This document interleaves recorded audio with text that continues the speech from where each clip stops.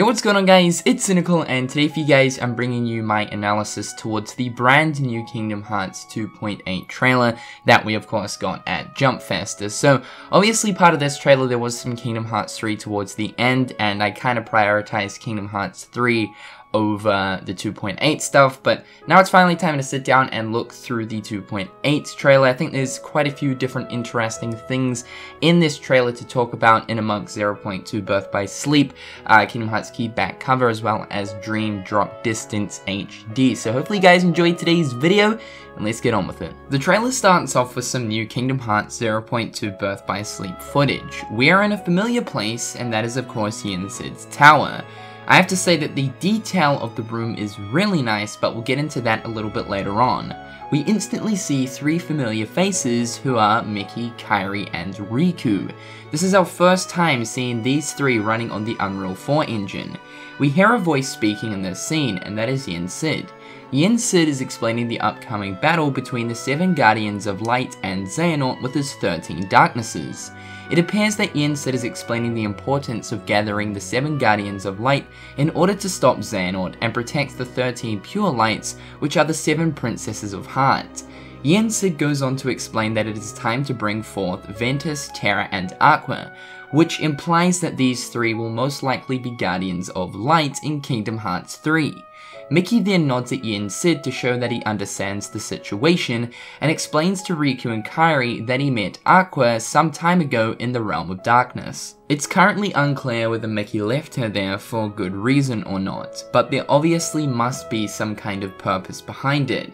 From what it looks like, Mickey, Kairi, and Riku's quest in Kingdom Hearts 3, or perhaps for a short period of time in 0.2 Birth by Sleep, will probably be to go and search for the 3 missing friends in order to recruit them for the 7 Guardians of Light for the upcoming battle. Talking towards detail, Yen Sid's room looks very nice. We can see that there are a lot more decorations around the room in comparison to his room in the other Kingdom Hearts games.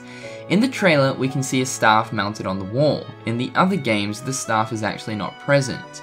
Could this be Yen Sid's staff? Of course, we do know that Yen Sid is a retired Keyblade Master, which obviously means at some point in his life he was able to summon forth a Keyblade. Of course, that staff might just be there for decoration. We can also see scrolls and other things in these 3 pots by the door, whereas in the other games these pots are empty. It's clear that Square Enix are most certainly giving a lot of attention to detail with the environments for both Kingdom Hearts 2.8 and Kingdom Hearts 3. One last thing that I'd like to bring up is the character models. While it's cool to finally see these familiar characters in a current gen scene, I will admit that they don't look completely finished. A lot of people are describing that the characters look like plastic or blow-up dolls, and in all honesty I can see where those comments are actually coming from. Mickey, especially to me, does look a tad bit odd. I do hope that this is a in development type of situation rather than a completed model. With all the detail within the environments that we've seen so far for both 2.8 and Kingdom Hearts 3, I think it's pretty safe to say that Square Enix could definitely add more detail to their character models. Next, we are taken into our first real glimpse of a scene for Kingdom Hearts Key back cover. For the people who are unaware, back cover is the cinematic story for Kingdom Hearts 2.8, and its cutscenes will use the same technology that 0.2 Birth by Sleep and Kingdom Hearts 3 are running on. This scene is within inside of the clock tower that is in Daybreak Town from Kingdom Hearts Key and Unchained Key. We can see that this room is some kind of study, perhaps one of the foretellers' rooms, or maybe even the traitor's room. We can see that there are a ton of books piled everywhere, but the one that catches the eye is the book that is open on the desk under a desk lamp. It's been speculated that this book might actually be a tome of prophecies, one out of the 6, which have recently become a vital part of the Kingdom Hearts lore ever since the introduction of Kingdom Hearts Key, Unchained Key, and the Foretellers. We're then taken to the scene that we saw during the first Kingdom Hearts 2.8 trailer. We can see the different animals that represent each of the Foretellers. When the camera focuses on a different animal, it's implying that foreteller is the one speaking. There's not much to take from what's actually shown in the scene itself, but rather what is actually being said. The conversation follows. A lost page. There's something missing from our book of prophecies. Are you implying that the one in possession of the missing page is the traitor? There's darkness at work, that's for sure, but I don't believe there is a traitor amongst us. It doesn't necessarily point to one of us, does it? The missing page tells of a traitor in our midst. Even though there is a traitor, act normal and keep focus. Trust no one but yourself. Now what's interesting about this is that the first 5 sentences spoken are from each of the 5 different foretellers. The first is spoken by the Unicornus foreteller. The second is spoken by the Agnius foreteller. The third is spoken by the Ursus foreteller. The fourth is spoken by the Vulpius foreteller, and the fifth is spoken by the Leopardos foreteller. Of course, you guys will know that there are actually 6 sentences spoken by 6 different people in this scene. The last sentence spoken is someone unknown, perhaps the Master of Masters, who is the Master of the Foretellers, or maybe even the traitor. It's unknown as to what is actually going to transpire in Kingdom Hearts Key back cover. Little has really been said on it other than the fact that Kingdom Hearts Key back cover is actually going to be focusing primarily on the foretellers and this apparent traitor that is among them. So that's what we currently know as of right now. I honestly at first was not really too interested in this, but we do know that the foretellers have a major connection to Kingdom Hearts 3 and basically everything that is going on in the Kingdom Hearts Key universe. I mean, Kingdom Hearts Key, Unchained Key, and Key back cover are the origin story to everything that is actually going on as of right now to do with Kingdom Hearts.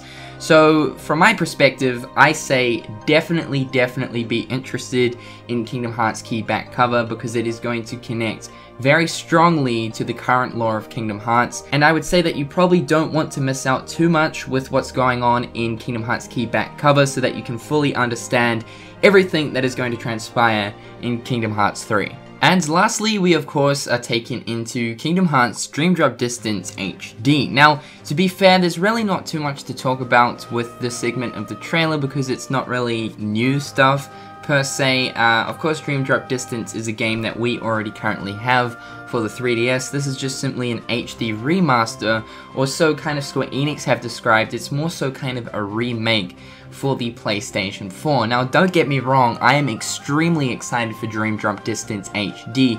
Hell, I've been crying out for an HD version of this game for probably the longest time, more so than any other Kingdom Hearts game out there. I know that's kind of crazy. But I have to say that, you know, Dream Drop Distance HD is looking absolutely freaking fantastic. It is going to be the only Kingdom Hearts game, kind of like the old gen Kingdom Hearts game, to make its way onto PlayStation 4. Of course, we know that all the previous ones are on PlayStation 3 within 1.5 and 2.5 remix. But yeah, Dream Drop Distance is looking just fantastic. It looks super crisp, super smooth, which is another thing that I'm really happy about. If you guys have played the normal Dream Drop Distance, or just, you know, obviously Dream Drop Distance on the 3DS, you guys should probably notice that, like, it is really inconsistent with its frame rate. Like, it sometimes, like, I feel as if my 3DS is actually going to blow up just due to the fact that the frame drops on Dream Drop Distance for the 3DS can sometimes be just atrocious. So this is one of the things that I'm really excited for in terms of Dream Drop Distance for PS4. It looks like it runs absolutely crystal clear smooth. It's currently unknown whether this game is going to be 60 FPS or 30. I would say it's probably going to run a solid 30. But it would actually be really cool to see it run 60, I'm not gonna lie. Also, you guys will notice that there is currently no heads-up display during the different gameplay segments for Dream Drop Distance. This is something that the other trailer also lacked previous to this one. So I would suppose that perhaps maybe Square Enix just haven't gotten around to fully kind of deciding how they're going to lay out the heads-up display, because of course we know that they're basically putting 2 screens into one for this Dream Drop Distance HD kind of remaster or remake. But I'm really excited to see how the heads-up display is going to look on PlayStation 4. And of course, we didn't get a release date, which I was actually somewhat kind of hoping for. So I'd say that it's very likely that perhaps maybe in the next 2.8 trailer, we should actually receive the release date, because this game is confirmed for 2016. Anyway guys, that's really just my analysis on the new Kingdom Hearts 2.8 trailer. I have to say that 2016 is going to be fantastic. I really cannot wait for this game. It is the final game before the massive Kingdom Hearts 3. So it's been stated by Tetsuya Nomura himself, so that just gets me so pumped and so hyped. Everything that's included within this installment, I think, is just pure excitement. You know, everything that's going to happen with Key Back Cover, 0.2 Birth by Sleep, and replaying Dream Drop Distance, but truly a more definitive edition, I think is just fantastic. So anyway, guys, I'm imcynical. Hope you enjoyed today's video, and until next time, guys, I'll catch you later. Peace.